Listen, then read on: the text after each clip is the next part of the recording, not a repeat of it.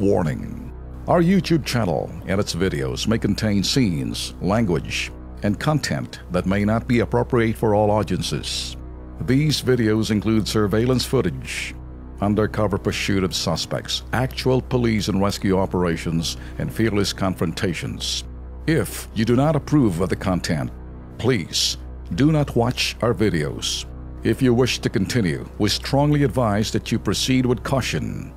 Viewers' discretion is advised.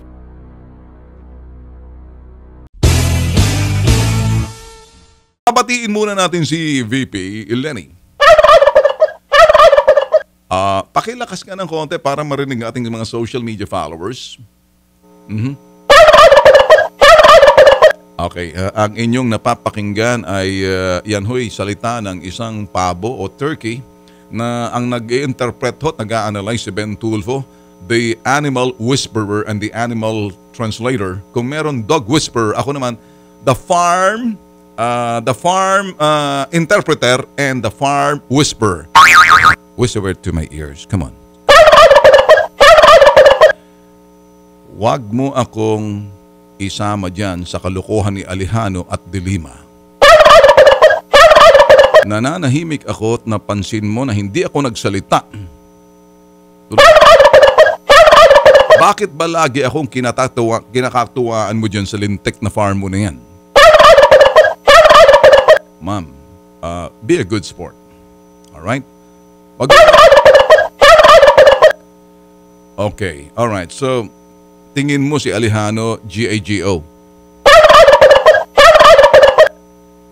Wala kang pakialam kung niya ay GAGO, mga pinagsasabi ng mga health issues at yung crisis sa mga... Hindi ba yun? Ito naman si Dilima, wala ka ring ano? Babae kami, do not pick on us. But you know what? Wala rin akong pakialam. Tuloy mo. Wala akong pakialam kung GAGA, si Laila?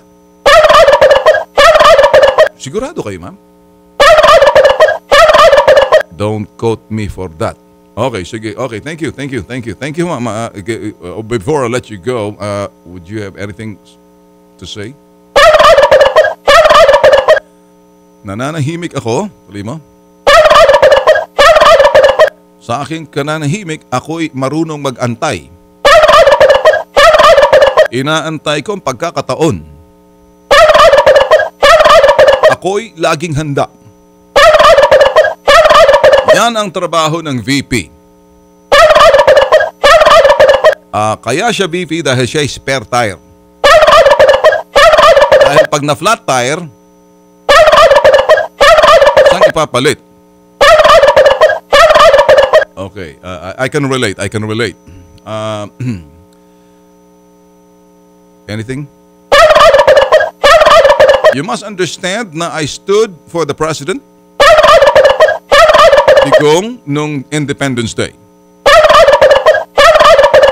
It was an opportunity, tuloy mo, for a lifetime raising the flag during Independence Day because I was really surprised when I got that call unexpectedly because I'm a VP and I was told that I should stand for the president for the flag raising. And I did my part. And that was 30 minutes to fame. Sana magkatotoo na ako na lang lagi ang mag-raise ng bandera pagdating ng Independence Day. Nananaginip ka. Layas! Sige, okay. Balik mo nga sa farm yan. Sabi ko, layas na eh.